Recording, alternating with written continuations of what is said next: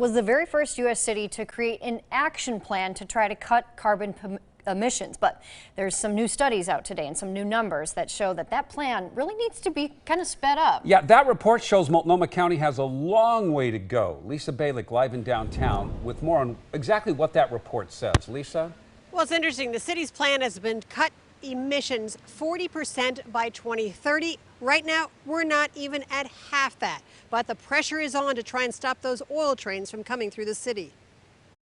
I do not believe that any city or mayor can be described as a climate leader if the most polluting form of energy on the entire planet is still allowed to be imported by train and stored for export within our own city. Pressure is mounting for the Portland City Council to do more to reverse climate change.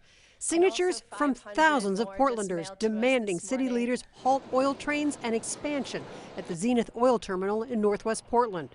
It's one of the public's climate change demands to lower carbon emissions.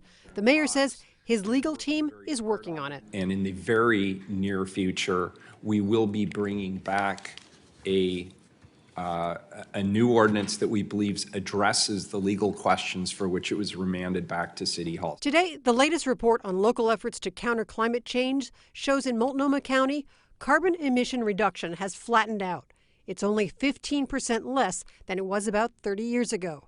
The city says, though, that's actually better than it sounds, since there are almost 40% more people living here now. But more needs to be done. One reason the city has new zoning and land use changes, promoting infill. The climate benefits of that are going to be putting limits on how big our houses are going to be. We're not going to see McMansions in this city, which people have been upset about. We're going to see houses closer into transit corridors and near transportation options and transit. The city is also making investments in solar energy and has plans for toll roads, with a push to get gas-powered cars and trucks off city streets. Now, you can go to KOIN.com to take a look at that full report. Coming up tonight at 6, today the city was supposed to have voted on an emergency climate declaration, but that didn't happen. I'll tell you why. Again, that's coming up tonight at 6. Live in downtown Portland, Lisa Balick, KOIN 6 News. Okay, looking